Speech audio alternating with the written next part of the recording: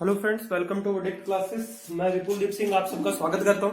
और जैसा कि आप लोग अभी इन्वायरमेंटल इंजीनियरिंग भी देख रहे हो, ठीक है। एयर पोल्यूशन के भी हमारे 4 वीडियो आए हैं, अच्छा रिस्पॉन्स है, ठीक है। मैंने कोशिश करी है आपका टाइम सेव करने की, लंबे लंबे वीडियो बनाने की बजाय टुकड़ों में अच्छा कंटेंट देने की। और मैं उम्मीद करता हूं कि आप लोग जरूर उन चीजों को फॉलो करोगे जो आपको मिल रही है।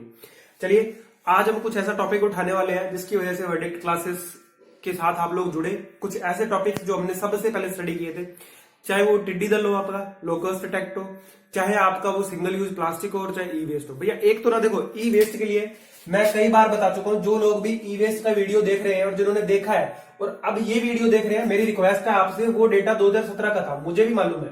लेकिन मैंने आपको कमेंट में, इसी वीडियो के नीचे आप कमेंट देखो, कमेंट में बिल्कुल बकायदा उसी 2 दिन या 3 दिन के बाद का कमेंट है, मैंने आपको 2019-20 का जो डेटा है ना वो वहां पर दे दिया है। और मैंने खुद ने वहां पर लिखा हुआ है कि 3.2 मीट्रिक मिलियन टन ये है, और इंडिया की रैंक 3rd है, बकायदा कमेंट में लिखा हुआ है।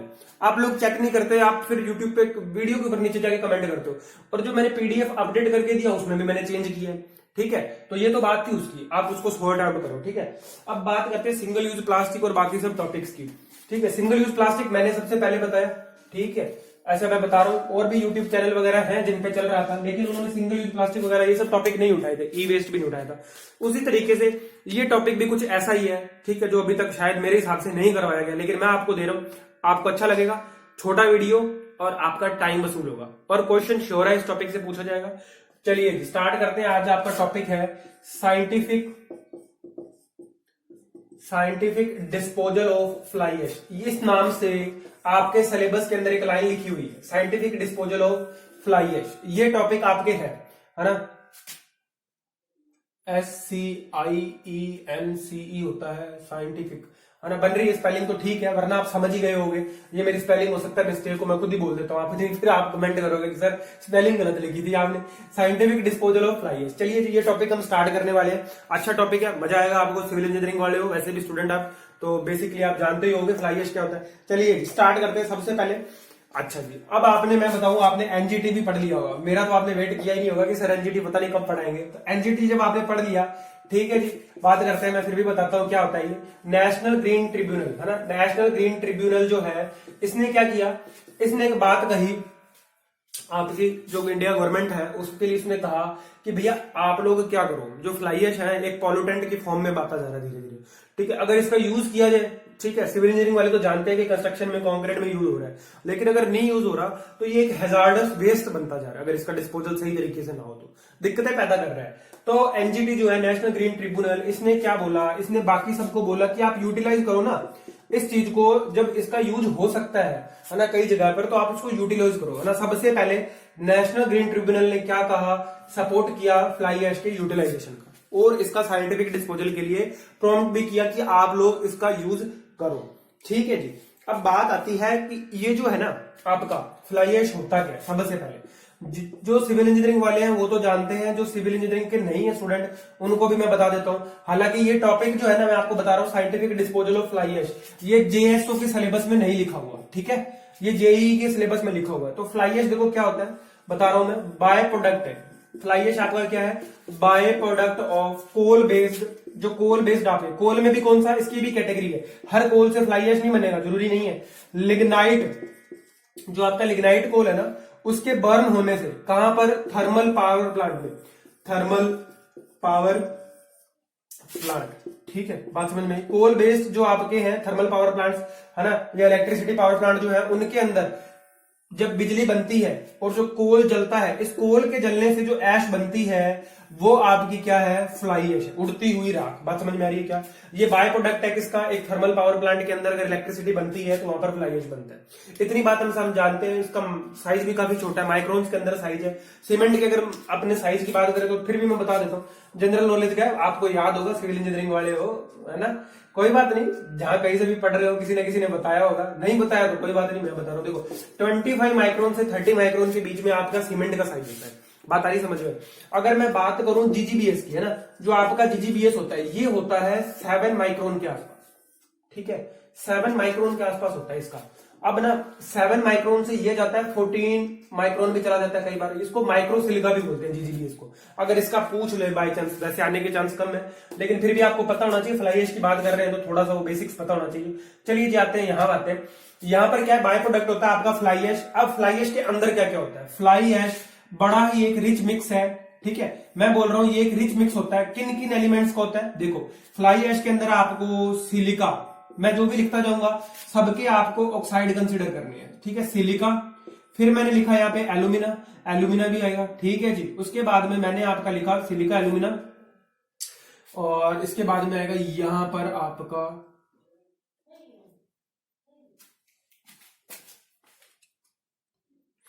आवाज तो रिकॉर्ड हुई कहीं और की, कहीं बाहर की आवाज ही ना रिकॉर्ड हो गई। देखो सिलिका, एल्यूमिनियम, फिर उसके बाद में यहां पर क्या आएगा आपका कैल्शियम। ये 3 एलिमेंट आपको पता है कि सीमेंट के अंदर भी सबसे ज्यादा होते हैं। देखो सीमेंट के अंदर अगर मैं बताऊं ना तो एक ट्रिक होती है जिसे आपको याद रखना होता है ना। ट्रिक थोड़ी है तो हंसना मत भैया। ये है चूसिए, है ना, चूसिए। चू का मतलब यहां पर क्या है, यहां पर है चूना। चूना भैया, चूना मतलब लाइम, ठीक है, किसी और जगह नहीं जाना है, दिमाग नहीं चलाना है।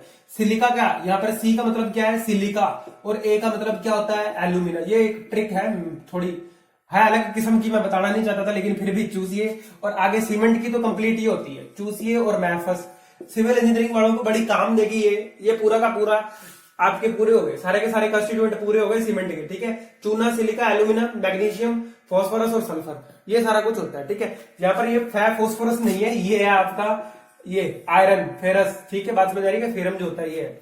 चलिए यहां बात करें कि ऑक्साइड्स की, तो ऑक्साइड आपको सिलिका का, एल्यूमिना का और कैल्शियम का। उसके बाद में आपको मिलेगा बोरोन का, बोरोन के बाद में आपको मिलेगा पोटेशियम का, ठीक है। और आर्सेनिक भी यहाँ पे कुछ कुछ मिलता है, आर्सेनिक AS होता है, ठीक है जी। ये सारा कुछ है। Fly ash is a by product of thermal power plant जो है वहां का एक बाय प्रोडक्ट है, ठीक है जी।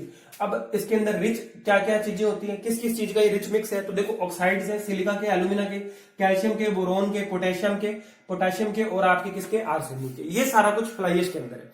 ये बात हुई, क्या चीज क्या है, बात समझ गए आप, ठीक है। उसके बाद हमने बात करी कि इसके अंदर है क्या क्या चीजें। और एनजीटी जो है, नेशनल ग्रीन ट्रिब्यूनल, इसने सपोर्ट किया साइंटिफिक डिस्पोजल और यूटिलाइज करने के लिए। साइंटिफिक डिस्पोजल का मतलब क्या है, जब किसी चीज का क्या हो रहा है, यूटिलाइजेशन हो रहा है, मतलब साइंटिफिक तरीके से। देखो अगर आपके पास रबिश है या गार्बेज है, मैं बोल रहा हूँ रबिश या गार्बेज, हम सॉलिड वेस्ट भी पढ़ेंगे, अगला वीडियो सॉलिड वेस्ट का ही होगा। तो जो आपका रबिश और गार्बेज है, अगर आप उससे साइंटिफिक तरीके तक उसका डिस्पोजल करोगे तो आपको एनर्जी मिलेगी।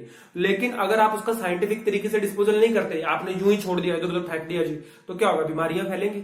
ऐसा देखा गया, सूरत के अंदर एक बार क्या हुआ था, प्लेग फैला था, उसकी हम बात करेंगे डिस्पोजल के अंदर, ठीक है जी। यहां हम बात करते हैं, आगे बढ़ते हैं। हमने ये पढ़ लिया कि इसके अंदर क्या क्या एलिमेंट है, ठीक है। साइज वगैरह मैंने आपको सीमेंट का बताया, वो मैंने माइक्रो सिलिका का बताया। आप सर्च करके कि सर जीजीबीएस जो है इसका तो कोड 12089 है और यहाँ पर जो साइज है वो कुछ और है, आप कुछ और बता रहे, भैया मैं माइक्रो सिलिका का बता रहा हूँ, ठीक है। आजकल मेरे को डर बहुत लगने लग गया आप लोगों का, क्योंकि आप लोग क्या एक्स्ट्रा दिमाग दौड़ाते हो और फिर चीजें ऐसी ऐसी बताते हो कि सर ये आपने क्या बोल दिया। ये जब से वो सस्पेंडेड वाला हुआ ना, स्टैंडर्ड और सस्पेंडेड, में खूब डरने लगे हो, ठीक है जी। ये बात आपको समझ में आई कि फ्लाई ऐश का क्या मैटर है। अब हम बात करते हैं, ये सब कुछ तो आप वैसे जानते भी थे, जो एसएससी वगैरह की तैयारी कर रहे हैं, सिविल इंजीनियरिंग वाले, वो जानते थे। लेकिन अब हम आगे बढ़ते हैं, थोड़ा सा वहां आते हैं जहां पर आप लोग नहीं जानते, और वो है आपका जनरेशन ऑफ फ्लाई ऐश, ठीक है जी। जनरेशन ऑफ फ्लाई ऐश, सबसे पहले तो पहला पॉइंट आपको अपने दिमाग के अंदर क्लियर करना है कि फ्लाई ऐश का फॉर्मेशन जो है कहां से होगा। जहां पर देखो ये पूछा जा सकता है कि फ्लाई ऐश जो है किससे बनता है, तो देखो लिग्नाइट जो आपकी कोल है ना, कौन सी, लिग्नाइट किस्म का जो कोल होता है ना, उसकी राख है ये, सबसे ज्यादा उसकी राख है फ्लाई ऐश जो है, ठीक है, बात समझ में।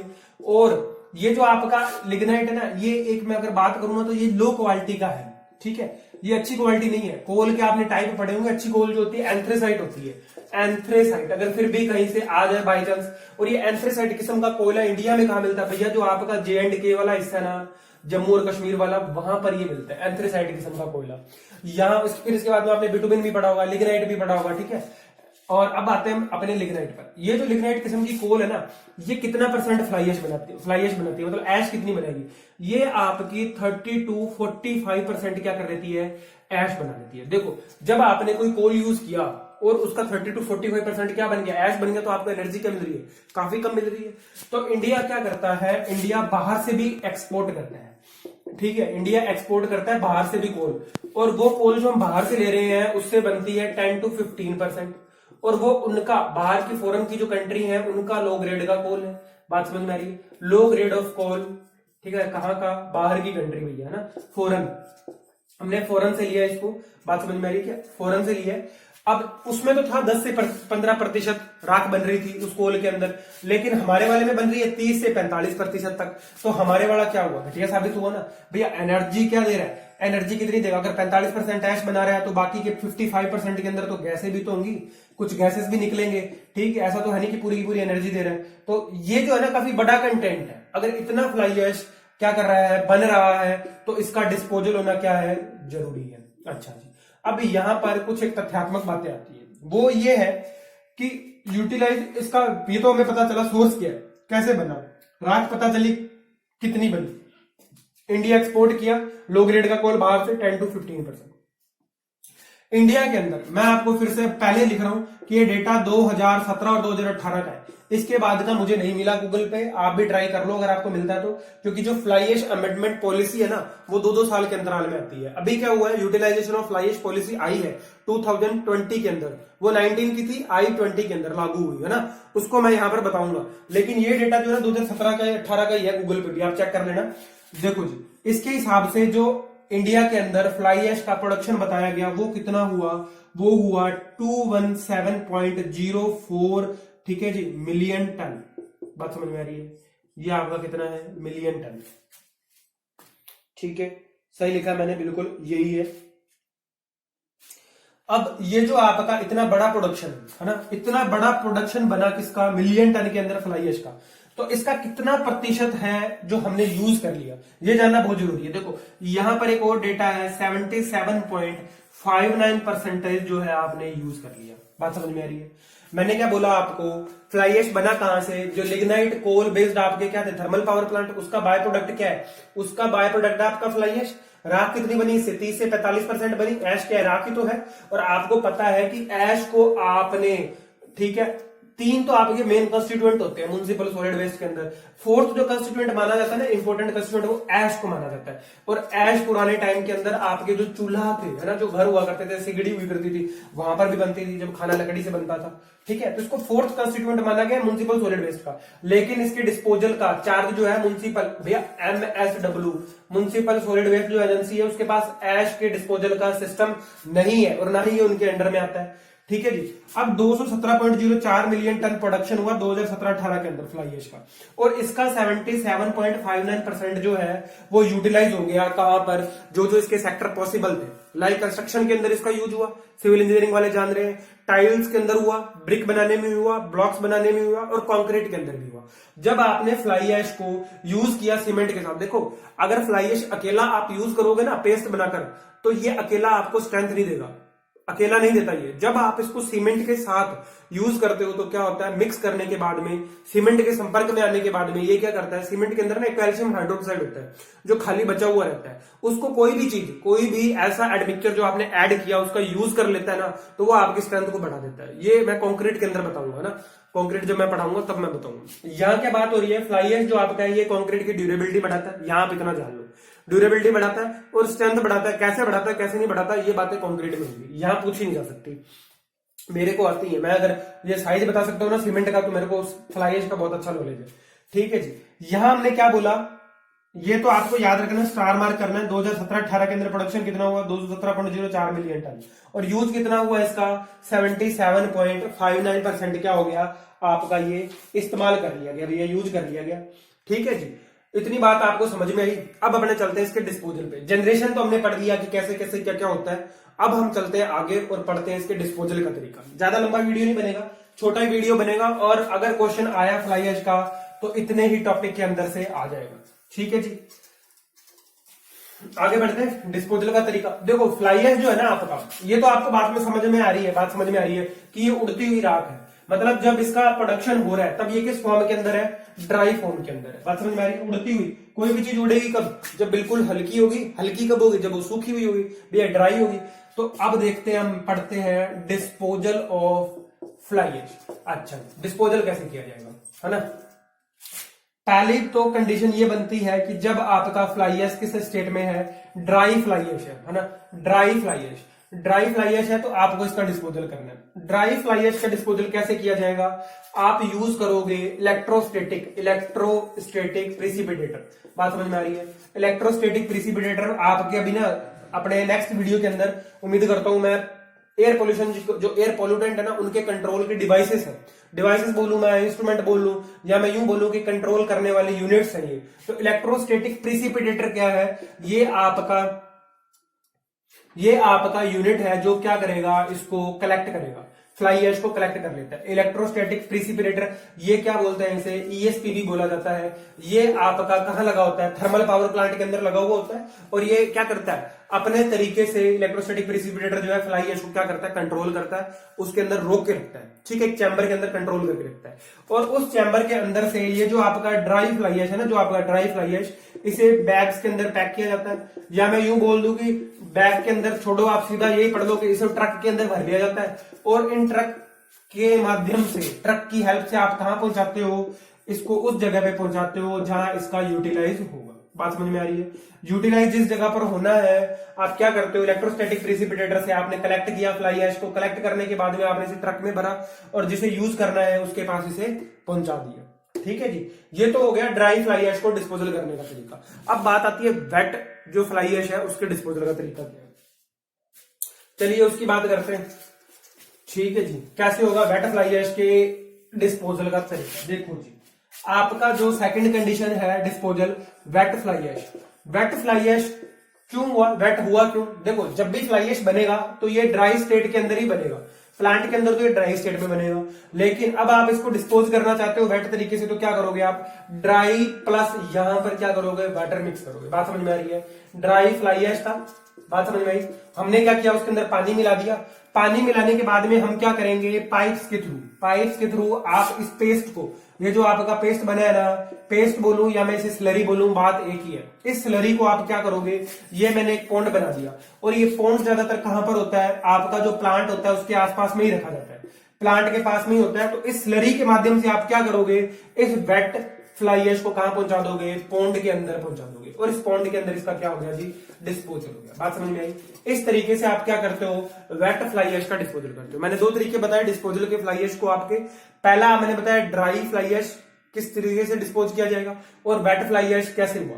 वेट फ्लाई ऐश क्यों हुआ, क्योंकि आपने ड्राई के अंदर क्या किया, पानी मिलाया और इसको डिस्पोज किया कहां पर, एक पॉन्ड के अंदर, और इस पॉन्ड के अंदर डिस्पोजल कर दिया था। अगर किसी का मौका लगे ना तो बठिंडा में एक थर्मल पावर प्लांट है, आप बठिंडा जाना पंजाब के अंदर, और वहां जाकर आप देखना जो पावर प्लांट है उसकी यूनिट्स के पास में, ठीक है, पॉन्डिंग की हुई है, और बाकायदा आपको जो ये फ्लाई ऐश है आपको इसका डिस्पोजल दिखता है। या आप सूरतगढ़ थर्मल पावर स्टेशन है, या आप कोटा वाला तो नहीं, कोटा वाला तो दूसरा है ना, ये आप आओगे ना अगर कोल बेस्ड वाला, तो कोल बेस्ड वाला बठिंडा के अंदर है, वहां पर डिस्पोजल हुआ इसका दिखता है, पॉन्डिंग वगैरह करी हुई है। तो ये हमारा क्या हुआ, डिस्पोजल ऑफ फ्लाई ऐश हुआ। नेक्स्ट हम आगे बढ़ते हैं और बात करते हैं यूटिलाइजेशन ऑफ फ्लाई ऐश। चलिए जी, आप सिविल इंजीनियरिंग के छात्र हैं जो ये वीडियो देख रहे हैं, तो आपको बिल्कुल बहुत ही अच्छे तरीके से पता है कि यूटिलाइजेशन कैसे होता है, फिर भी मैं आपके लिए वो चीजें निकाल कर लाया हूं जो आपको पता नहीं है। ठीक है जी, यूटिलाइजेशन ऑफ फ्लाई ऐश। अच्छा जी, यूटिलाइजेशन का पहला पॉइंट तो ये है कि इसको आप यूज कर सकते हो ब्रिक बनाने में, ब्लॉक बनाने में, ठीक है, और कंक्रीट के साथ भी यूज कर सकते हो। अभी मॉडर्न टाइम में तो क्या हो रहा है, आपका जो ओपीसी है ना, ऑर्डिनरी पोर्टलैंड सीमेंट, इसको क्या किया जा रहा है, इसका जो प्रोडक्शन है ना, इसके प्रोडक्शन के अंदर भी फ्लाई ऐश यूज किया जाता है, और उस सीमेंट को क्या बोला जाता है, जो ओपीसी है, लेकिन उसके प्रोडक्शन के अंदर क्या ऐड किया गया, फ्लाई ऐश ऐड किया गया जी, फ्लाई ऐश ऐड किया गया, तो सीमेंट का नाम बदल गया, और उसका क्या नाम रखा गया, पोजोलाना, ठीक है। और इधर क्या होता है इसका, पोर्टलैंड पोजोलाना सीमेंट। बात समझ में आई, पहले आपका ओपीसी चला करता था, लेकिन इस ओपीसी के अंदर क्या किया गया, 20% तक, ठीक है, मैं क्या कह रहा हूं, 15 to 20% तक रिप्लेसमेंट किया गया सीमेंट का, किसके साथ, फ्लाई ऐश के साथ। रिप्लेसमेंट करके कौन सी सीमेंट बनेगी, पोर्टलैंड पोजोलाना सीमेंट बनेगी। ये आप लोग बखूबी जानते होंगे, आजकल पीपीसी मिलती है हर जगह पे, ओपीसी मिलता ही नहीं है। ठीक है, ये तरीका आप यूटिलाइजेशन का जानते हो। चलिए जी आगे बढ़ते हैं। ठीक है, आगे बढ़ते हैं और मैं आपको बताता हूं यहां पर क्या होगा। आपका जो फ्लाई ऐश है ये तो आप जानते हो कि कंस्ट्रक्शन इंडस्ट्री में यूज आ रहा है। ओपीसी बना, सीमेंट ब्लॉक बने, कंक्रीट बनी, कंक्रीट के अंदर यूज किया। कंक्रीट में यूज होती है, क्या बढ़ा देता है? ड्यूरेबिलिटी बढ़ा देता है भैया। क्या बढ़ा देता है? कंक्रीट की ड्यूरेबिलिटी बढ़ा देता है। ड्यूरेबिलिटी के साथ क्या करेगा? क्या स्ट्रेंथ भी इंक्रीज करेगा? बिल्कुल जी, स्ट्रेंथ भी इंक्रीज कर देता है। चलिए आगे बढ़ते हैं। आगे देखो, है ना, एग्रीकल्चर के अंदर भी इसका यूज किया जाता है। अब आप कहोगे सर एग्रीकल्चर में कैसे यूज हो गया, ये हम नहीं जानते, ये आप बताओ। क्योंकि देखो सिविल वाले हो तो कंस्ट्रक्शन इंडस्ट्री में यूज जानते हो, लेकिन देखो एग्रीकल्चर के अंदर कैसे होता है। मैंने आपको क्या बताया कि फ्लाई ऐश जो है एक रिच मिक्स है, जिसके अंदर क्या क्या है, जिसके अंदर ये आपका पोटेशियम है, क्या आपका कैल्शियम है, क्या आपका सिलिका है, क्या आपका एल्यूमिना है, क्या आपका बोरोन है, क्या आपका आर्सेनिक है। ठीक है जी। और इसके अलावा क्या इसके अंदर थोड़ा बहुत फोस्फोरस भी होगा क्या? बिल्कुल जी। अब देखो जिस मिक्स के अंदर इतना सारे आपको कॉन्स्टिट्यूएंट मिल रहे हैं, अगर इसे मैं एग्रीकल्चर के अंदर, मतलब मैं अगर इसे लैंड पे यूज करूं, अगर लैंड पे मेरी जो जमीन है जहां पर मैं फसल उगा रहा हूं, मतलब जहां पे क्या हो रही है, आपकी क्रॉप हो रही है, तो ये क्या करता है, लैंड पे क्रॉप की यील्ड को इंक्रीज करता है। अब आप कहोगे कि सर क्रॉप की यील्ड को इसने इंक्रीज कैसे किया? देखो ये जानना बहुत जरूरी है ना कि क्रॉप की यील्ड कैसे इंक्रीज हो गई फ्लाई ऐश के यूज से। चलिए मैं बताता हूं। देखो इसके पीछे रीजन क्या है। फ्लाई ऐश की साइज क्या है? स्मॉल है भैया। साइज इसकी क्या है? स्मॉल है। क्या है इसके पार्टिकल्स की? अगर साइज स्मॉल है, जब हम इसके अंदर क्या करेंगे, वाटर ऐड करेंगे तो क्या ये ऑब्जर्व करेगा ज्यादा से ज्यादा, है ना, ऑब्जर्व करेगा। जब ये वाटर को ऑब्जर्व कर रहा है तो इसका मतलब मैं ये कह सकता हूं कि क्या इसकी मॉइस्चर होल्डिंग कैपेसिटी क्या है, ज्यादा है। बिल्कुल। जब एक मिक्स आपको ऐसा मिल रहा है, एक मटेरियल आपको ऐसा मिल रहा है जिसके अंदर ऑलरेडी बोरोन है, जिसके अंदर ऑलरेडी कैल्शियम भी है, जिसके अंदर ऑलरेडी सिलिका भी है, और उसकी खुद की क्या है, वाटर होल्डिंग कैपेसिटी ज्यादा है, तो क्या हम इसे एज ए न्यूट्रिएंट यूज कर सकते हैं लैंड के अंदर? क्या हम इसे अपनी एग्रीकल्चर के अंदर एज ए न्यूट्रिएंट यूज कर सकते हैं? बिल्कुल यूज कर सकते हैं। ठीक है जी। ये आप नहीं जानते थे, मुझे पता है, मैंने आपको बताया है। कुछ लोग जानते भी होंगे जो ज्यादा डीप में जाके स्टडी करते हैं। ठीक है जी। पहला यूज कंस्ट्रक्शन इंडस्ट्री में, दूसरा एग्रीकल्चर के अंदर। चलिए आगे बढ़ते हैं, वीडियो लंबा हो रहा है थोड़ा सा, अपन क्या करते हैं आगे वाले यूटिलाइजेशन पे चलते हैं ना, और टाइम का यूटिलाइजेशन कर लेते हैं। देखो थर्ड यूटिलाइजेशन आपका क्या है? थर्ड है आपका सीवेज के ट्रीटमेंट में भी इसको यूज किया जाता है भैया। देखो सीवेज के ट्रीटमेंट में, बात समझ में आ रही है? अब आप पूछोगे कि सर सीवेज के ट्रीटमेंट में कैसे यूज किया जाता है, तो भैया सीधी सी बात है, एक ऐसा मटेरियल है जिसके अंदर क्या है, फास्फोरस है, ऑलरेडी सारा कुछ है। अब जहां फास्फोरस होगा आपको पता है न्यूट्रिएंट होंगे, वहां अलगी आ जाएगी, और अलगी आएगी तो माइक्रो ऑर्गेनिज्म आ जाएंगे, माइक्रो ऑर्गेनिज्म आ जाएंगे तो क्या हो जाएगा, काम शुरू हो जाएगा सीवेज के ट्रीटमेंट का। ठीक है। इसको ना एज ए ऑब्जर्वेंट यूज किया जाता है सीवेज के अंदर भी, इसका यूज जो है एज ए ऑब्जर्वेंट बोल सकते हो आप। ठीक है, एज ए ऑब्जर्वेंट भी यूज किया जाता है। कई बार इसको रो वाटर के साथ भी यूज किया जाता है, ट्रीट करने के लिए रो वाटर के साथ भी यूज किया जाता है। ठीक है जी।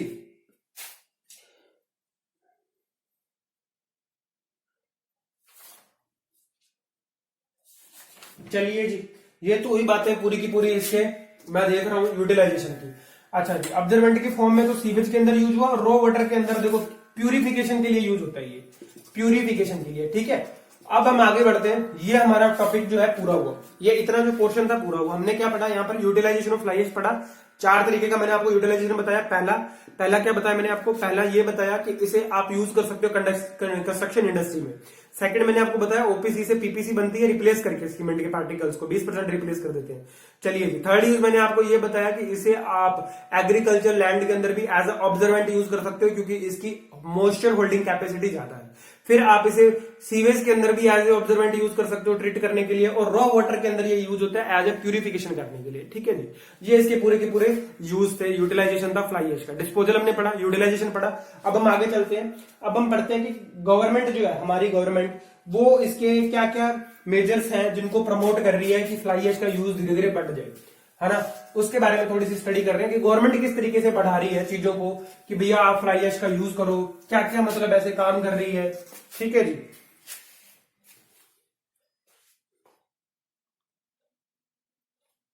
चलिए जी, बात करते हैं कि गवर्नमेंट ने क्या क्या इनिशिएटिव लिया है। ठीक है, हमारी जो गवर्नमेंट है उसने क्या क्या इनिशिएटिव लिया, गवर्नमेंट के द्वारा किए गए हम कार्य पढ़ेंगे अब। ठीक है जी, कार्य मतलब क्या क्या इनिशिएटिव लिया है इन्होंने, उसकी बात करते हैं। ये पेन थोड़ा फीका चल रहा है, मैं थोड़ा डार्क वाला लूं वरना आपको दिखेगा नहीं।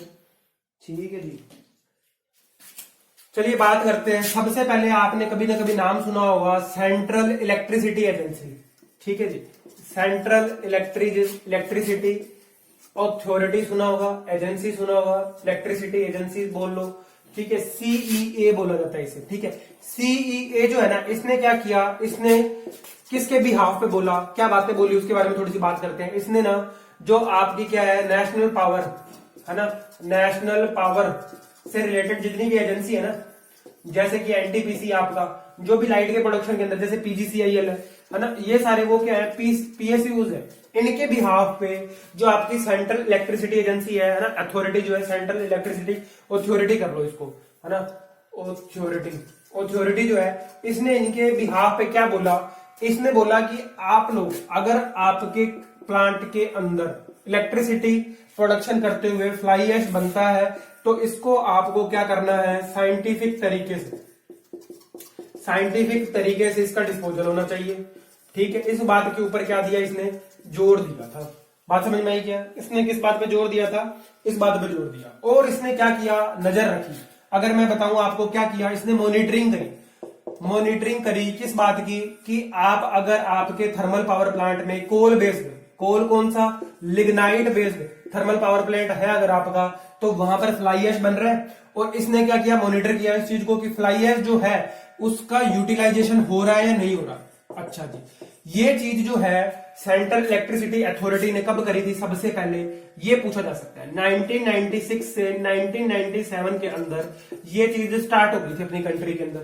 मतलब क्या हमारी कंट्री इससे पहले जानती थी कि भैया अगर आप कोल यूज कर रहे हो पावर प्लांट के अंदर तो फ्लाई ऐश जो बन रही है वो क्या कर रही है, खराब कर रही है। हमने अभी लगभग 5 या 7 साल के अंदर ज्यादा पड़ा फ्लाई ऐश का यूज कंक्रीट के अंदर, लेकिन ये नॉन है ना, कब से नॉन है कि फ्लाई ऐश जो एनवायरमेंट को क्या कर रहा है, पोल्यूट कर रहा है। और आपने देखा होगा सिलिकोसिस एक बीमारी भी है, जो पावर प्लांट वगैरह में काम करते हैं उनको हो जाती है सिलिकोसिस, सिलिका से होने वाली बीमारी, राख वगैरह में काम करने की वजह से, ठीक है। तो 1996-97 के अंदर क्या हुआ था, सेंट्रल इलेक्ट्रिसिटी अथॉरिटी ने ये काम किया था, सारी की सारी पावर जनरेशन कंपनियों के बिहाफ पे क्या बोला कि आपको क्या करना है, अगर आपके फ्लाई ऐश बन रहा है तो उसका साइंटिफिक तरीके से क्या कराना है, डिस्पोजल कराना है। ये बात इन्होंने बोली। अब इसके बाद क्या हुआ, इसके बाद ना जो आपके लास्ट टाइम के एग्जाम के अंदर क्वेश्चन पूछा हुआ है, फुल फॉर्म पूछी हुई है, हम थोड़ा सा उस मिनिस्ट्री की बात करते हैं, ठीक है। और फुल फॉर्म आपकी पूछी हुई है, ये पूछी हुई है MOEFC, और ये होता है आपका मिनिस्ट्री ऑफ इन्वायरमेंटल, है ना, environment forest and climate change, forest and, देख लेता हूं मैं भी क्या है ये है आपका, सही लिखा है मैंने, environment forest and climate change. इतना काम संभालती है एक आपकी जो ये एक मिनिस्ट्री है, इतना काम संभालती है, ठीक है जी। ये आपकी MOEFC है ना, ये क्या, ministry of environment forest and climate change. ये पिछली बार में इसकी फुल फॉर्म पूछी हुई है आपके एग्जाम के अंदर। अच्छा, इसने क्या किया, ये वो मिनिस्ट्री है जो फ्लाई ऐश के क्या करती है, डिस्पोजल के लिए, है ना, डिस्पोजल के लिए, उसकी यूटिलाइजेशन के लिए क्या करती है, नोटिस निकालती है। नोटिस निकालने का काम ये है। मॉनिटरिंग कौन करता है, मॉनिटरिंग आपका करता है CEA, है ना, सेंट्रल इलेक्ट्रिसिटी अथॉरिटी। अच्छा जी, नोटिस निकालता है। सबसे पहले इसने नोटिस कब निकाला, 1999 के अंदर इसने नोटिस निकाला और कहा कि अगर आप यूटिलाइजेशन नहीं कर रहे फ्लाई ऐश का तो हम आपके ऊपर चार्ज लगाएंगे। और यूटिलाइजेशन अगर कर रहे हो या आपके पावर प्लांट के अंदर फ्लाई ऐश जो है वो प्रोड्यूस हो रहा है तो उसको किस तरीके से डिस्पोज करना है वो चीज, और आपके पास कितना स्टॉक बचा है, ये सारी जानकारी ना इसने तरीके बताए। मैं देखो क्या क्या, सबसे पहले ये जान लो कि कब कब इसने काम किया, 1999, फिर 2003, फिर 2000, यहां पर है शायद 8 नहीं, आप इसके बाद में देखो, इसके बाद में इस पॉलिसी ने 2009 के अंदर भी नोटिस निकाला, और लास्ट जो लेटेस्ट निकाला ये इंपॉर्टेंट है, 2016 के अंदर भी इसने क्या किया, कुछ रूल्स दिए, और वो रूल्स क्या है वो हमें पढ़ने जरूरी है। ये आपके मैनेजमेंट रूल्स आते हैं, ठीक है। जैसे आपने SWM के पढ़े, प्लास्टिक के पढ़े, इलेक्ट्रॉनिक वेस्ट के पढ़े, वैसे ही आपको फ्लाई ऐश के डिस्पोजल के जो भी मैनेजमेंट रूल पढ़ने होंगे। देखो इस पॉलिसी के अंदर क्या कहा गया, इस पॉलिसी के अंदर स्टार मार्क करके मैं पहला पॉइंट यहां पर लिख रहा हूं, ये कहा गया कि अगर किसी भी TSP का मतलब है थर्मल पावर, TPS कर लो इसको ना, थर्मल पावर स्टेशन, TPS कर लो, थर्मल पावर स्टेशन से अगर आपका फ्लाई ऐश प्रोड्यूस हो रहा है, ठीक है, तो इसका आपको स्टॉक, जो आपके पास इसका स्टॉक है, मतलब जो आपके पास इसका बचा हुआ जो यूज हो गया, ठीक है, नहीं तो जो आपके पास स्टॉक है वो आपको मंथ के अंदर, महीने के अंदर एक बार वेबसाइट पे अपडेट करना है। आपकी जो आपने जो प्लांट की क्या करी हुई है, वेबसाइट बनाई हुई है भैया, वेबसाइट तो बनी हुई होंगी ना, क्योंकि मिनिस्ट्री के अंडर में है चीजें। तो टीपीएस क्या करेगा, अगर उसके पास फ्लाई ऐश है और उसके पास स्टॉक है, तो हर महीने कम से कम एक बार वो वेबसाइट पे क्या करेगा, अपडेट करेगा कि उसके पास कितना स्टॉक बचा हुआ है। अच्छा जी, दूसरा रूल इसने क्या बनाया, दूसरा इसने बोला कि अगर टीपीएस के 100 से लेकर 3 किलोमीटर एरिया, नियर बाय 100 से 3 किलोमीटर एरिया के अंदर अगर कोई भी ब्रिक इंडस्ट्री है, तो उस ब्रिक इंडस्ट्री को आपको बोलना है कि भैया आप पुराने तरीके से, जो आप ऐसी प्ल्यूम देखते हो ना, ये हरियाणा और पंजाब, राजस्थान, यूपी है ना, इन जगह पे ज्यादा है, इस तरीके की प्ल्यूम होती है। आपकी हॉफमैन किल्न होती है ना, जो है ना, देखोगे ना, परमानेंट छत नहीं होती जिसकी, अरे भैया वो यहाँ उसी की बात कर रहा हूं मैं, ठीक है। क्लैंप बर्निंग और वो सब जो ब्रिक बनती है, तो आपकी जो इस टाइप की प्ल्यूम होती है, इस प्ल्यूम के अंदर क्या होता है, इस प्ल्यूम के अंदर क्या होता है, जो भी material as a source of energy use किया जाता है, सोर्स ऑफ एनर्जी जो भी चीज यूज करी जाती है वो क्या करती है, पोल्यूटेंट को बढ़ाती है। क्या इसकी वजह से इन्वर्जन कंडीशन होती है क्या, ठीक है, इन्वर्जन भी हो जाता है कई बार। इन्वर्जन का मतलब ये है, जैसे फोटोकेमिकल स्मोक की वजह से होता है, धूप धरती तक पहुंच नहीं पाती, आसमान के अंदर अजीब सा इन्वायरमेंट हो जाता है, आपको दिखाई भी नहीं देता, विजिबिलिटी कम हो जाती है, ठीक है। तो क्या बोला कि अगर 100 से 300 किलोमीटर एरिया के अंदर कहीं भी ब्रिक इंडस्ट्री है, तो वहां पर ये प्ल्यूम नहीं चलनी चाहिए, वहां पर जो ब्रिक है उसका मैन्युफैक्चरिंग किससे होना चाहिए, फ्लाई ऐश से होना चाहिए। बात समझ में आई, ये बात इसने बोली। तीसरी बात और इंपॉर्टेंट बात इन्होंने क्या बोली, तीसरी बात बोली कि अगर 100 किलोमीटर तक फ्लाई ऐश किसी को चाहिए, अगर किसी को रिक्वायर्ड है, मान लो वो बंदा किसका काम कर रहा है, ब्रिक का काम कर रहा है, तो प्लांट को मैंडेटरी है कि उसे ये फ्लाई ऐश उसे बंदे को देना होगा जिसे ब्रिक बनाने के लिए रिक्वायर्ड है। बात समझ में आ रही है, थर्ड रूल ये। आगे बढ़ते हैं नेक्स्ट पॉइंट की तरफ, और नेक्स्ट पॉइंट क्या है, देखो आज मैं आपको दो हाथों से काम करके दिखाऊंगा, वायरस की तरफ, है ना, याद है ना वायरस कौन सा, वीरू शास्त्र बुद्धे, दोनों हाथों से लिखने के अंदर माइंड को ट्रेंड किया हुआ, देखो मैंने भी साफ कर दिया। चलिए नेक्स्ट आगे आते हैं हम फोर्थ पॉइंट पर। थर्ड पॉइंट मैंने आपको बताया 100 से 300 किलोमीटर एरिया के अंदर अगर किसी को रिक्वायर्ड है फ्लाई ऐश, तो ये जिम्मेदारी किसकी है, किसकी जिम्मेदारी है भैया, ये टीपीएस की जिम्मेदारी है, थर्मल पावर स्टेशन की जिम्मेदारी है कि उसे क्या देगा, फ्लाई ऐश देगा। बात समझ में आ रही है, हर एक पॉइंट इंपॉर्टेंट है, यहां पर इसमें से क्वेश्चन पक्का पूछा जाएगा क्योंकि सिलेबस के अंदर है। चलिए जी, अब आपने ये कहा कि सर अगर 100 से 300 किलोमीटर एरिया के अंदर प्लांट खुद है ना फ्लाई ऐश की सप्लाई करेगा, तो उसे तो खर्चा बहुत पड़ेगा ना, ट्रांसपोर्टेशन चार्ज बहुत पड़ेगा। देखो इस चीज के अंदर क्या किया गया, अगर आपकी डिस्टेंस जो क्या है 100 किलोमीटर तक है, 100 किलोमीटर तक अगर डिस्टेंस है, तो इसमें तो क्या होगा 50% शेयरिंग होगी, ठीक है, एक तो यूजर की और दूसरा प्लांट की। प्लांट और यूजर मतलब समझ रहे हो, जो यूज करने वाला है, जिसने इस्तेमाल करना है वो, और टीपीएस दोनों आपके क्या करेंगे, शेयरिंग करेंगे, 50-50 करेंगे, ठीक है, खर्चे की। और अगर ये 100 किलोमीटर से ज्यादा है तो फिर यूजर की जिम्मेदारी है भैया, फिर यूजर की जिम्मेदारी है, फिर प्लांट की जिम्मेदारी नहीं है। आपको अगर चाहिए 300 किलोमीटर से ज्यादा का एरिया है, दूरी पे हो आप, तो आपको फिर पूरा खर्चा खुद ही भरना है। चलिए आगे बढ़ते हैं। अब एक और इंपॉर्टेंट रोल है, गवर्नमेंट ने बोला कि हम इस यूटिलाइजेशन को, फ्लाई ऐश के यूटिलाइजेशन को बढ़ाने के लिए, है ना, इसे मोटिवेट करने के लिए कि आप इसका यूज करो। जितनी भी गवर्नमेंट स्कीम्स है, जितनी भी गवर्नमेंट स्कीम है आपकी, कौन सी, कंस्ट्रक्शन से रिलेटेड, वहां पर क्या यूज होगा, फ्लाई ऐश मैंडेटरी कर दिया गया। फ्लाई ऐश मैंडेटरी भैया, मैंडेटरी है, वहां पर इस्तेमाल करना ही पड़ेगा। अगर आप सिविल में जेईएन लगे हुए हो ना, तो आपको फ्लाई ऐश गवर्नमेंट की सारी स्कीम्स के अंदर इस्तेमाल करना पड़ेगा, ये जरूरी है, मैंडेटरी कर दिया गया इसको।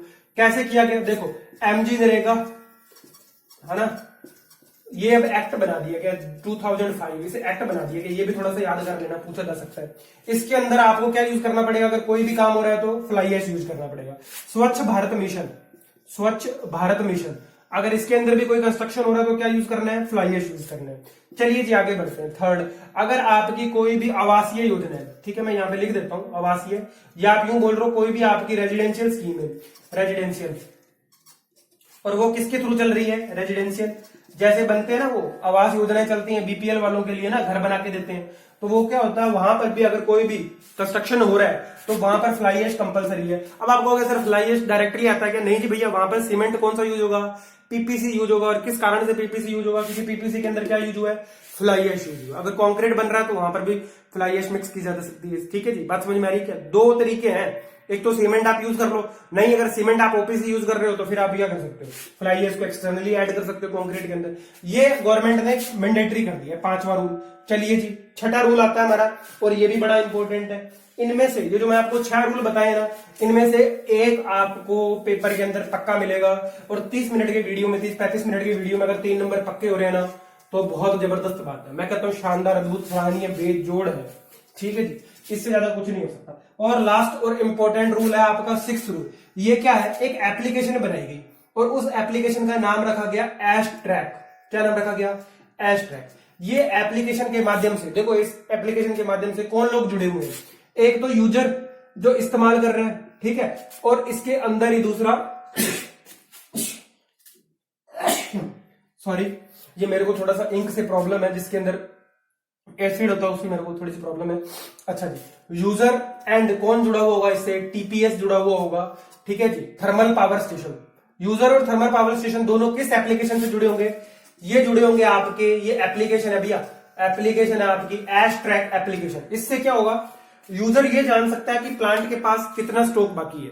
ठीक है जी, और वो कितना अपने नेक्स्ट कंस्ट्रक्शन प्रोजेक्ट के लिए या नेक्स्ट उसको जो ब्रिक मैन्युफैक्चरिंग करनी है उसके लिए उसको कितना वहां से मिल सकता है। ये आपका 6th रूल है। 6 के 6 बड़े ही इंपॉर्टेंट रूल है जो मैंने आपको बताए हैं। ठीक है, इसके नेक्स्ट जो है ना, नोट्स जो है इस पूरे लेक्चर के मैं जल्दी अपडेट कर दूंगा। एक रूल और है, वो रूल नहीं है हालांकि, वो क्या नोट के अंदर आपको पॉइंट दे रहा हूं मैं। नोट के अंदर जो आपकी ये स्टेट है ना, महाराष्ट्र, देखो जो महाराष्ट्र है ना, ये महाराष्ट्र आपकी पहली स्टेट है जिसने क्या किया, पहली स्टेट फुल्ली किस पॉलिसी को अडॉप्ट किया, 2060 फ्लाई ऐश पॉलिसी को। और यहां पर कंस्ट्रक्शन जो है पूरा फ्लाई ऐश से चल रहा है। ठीक है, 2016 की जो पॉलिसी थी फ्लाई ऐश वाली, इसको पूरा का पूरा सबसे पहले देश के अंदर किसने लागू किया था, महाराष्ट्र ने लागू किया था। ये भी पूछा जा सकता है यहां से। जितनी भी देखो फैक्टफुल बातें हैं ना, वो मैं आपके लिए वीडियो के अंदर लेके आता हूं। 2016 की जो पॉलिसी आई थी उसको सबसे पहले लागू किया गया 2016 में। किस स्टेट ने लागू किया, महाराष्ट्र ने लागू किया। अच्छा जी, ये बात भी समझ में आती है। और इसके अलावा कोई पॉइंट देखो, और पॉइंट कोई बचा के बताने को, एग्जीक्यूशन पावर, ठीक है, हो गया लगभग सारा कंप्लीट। चलिए जी, एक और पॉइंट है, वो ये था कि 2017 के अंदर, 2017 का जो ईयर था ना, ये ईयर, इसे क्या बोला गया कि फुल्ली यूटिलाइजेशन। कंट्री ने क्या लिया, एक इनिशिएटिव लिया, मतलब जो भी मिनिस्ट्री है फ्लाई ऐश यूटिलाइजेशन वाली है ना, जहां वैसे तो ये किसके अंडर में आता है, मिनिस्ट्री ऑफ जो पावर जनरेशन है उनके अंडर में आता है। ठीक है, तो उन्होंने क्या लिया, उन्होंने ये प्रण लिया कि हम 2017 का जो साल है फुल्ली यूटिलाइजेशन करेंगे, 100% यूटिलाइजेशन किया जाएगा किसका, फ्लाई ऐश का। लेकिन मैं आपको करंट स्टेटस बताऊं, लगभग 700 से 800 के आसपास जो कारखाने ना आपके फ्लाई ऐश ब्रिक मैन्युफैक्चरिंग के, वो बंद हो चुके हैं। और वो किस कारण से बंद हुए, वो इस कारण से बंद हुए क्योंकि प्लांट से फ्लाई ऐश जो है यूजर तक, जो मैन्युफैक्चरर है, जो अपने जैसे सिविल इंजीनियर जिन्होंने प्लांट लगा रखे हैं फ्लाई ऐश ब्रिक के, वहां पर फ्लाई ऐश पहुंच ही नहीं पाया। आप देख लेना, पुरानी रिपोर्ट है, द हिंदू की खोल के देख लेना। ठीक है, नहीं आपको मौका मिले तो आप टाइम्स की देख लेना। ठीक है, पिछले लगभग 6 महीने के आसपास, कोरोना काल के आसपास की बात है, फ्लाई ऐश मिल ही नहीं रहा। 700 से 800 के आसपास, 600 700 800 लगभग कारखाने होंगे इतने हरियाणा के अंदर, उत्तर प्रदेश के अंदर और राजस्थान में बंद हुए। किस वजह से बंद हुए, क्योंकि फ्लाई ऐश मिल ही नहीं रहा। इतना ज्यादा इसकी मांग हुई, मिल ही नहीं रहा। अब मिल नहीं रहा तो क्या होगा, कोई 25-30 लाख का प्लांट खोलकर बैठा थोड़ी ना रहेगा, घाटा थोड़ी ना कमाएगा, बंद कर देगा। ये चीज हुई थी। ठीक है, ये वीडियो बहुत इंपॉर्टेंट है, नोट्स इसके जल्दी अपडेट हो जाएंगे। देखो स्टार मार्क कर लेना, ऐश ट्रैक एप्लीकेशन बनाई गई। ठीक है, स्टार मार्क कर लेना, महाराष्ट्र ने सबसे पहले फ्लाई ऐश अमेंडमेंट पॉलिसी जो थी 2016 को लागू किया। 2017 जो आपका साल था, इसे बोला गया कि 100% यूटिलाइजेशन होगा किसका, फ्लाई ऐश का। इतनी ही जानकारी है जो मैंने आपको फ्लाई ऐश के अंदर दे दी। मैं अपने शब्दों को यहीं विराम देता हूं। ज्यादा से ज्यादा इस वीडियो को देखो, लाइक करो, शेयर करो, सब्सक्राइब करो, ठोक के। ठीक है, माहौल बना दो। फिर से मिसलेनियस के अंदर हमारा ये वीडियो जाएगा। मैं अपने शब्दों को यहीं विराम देता हूं। धन्यवाद।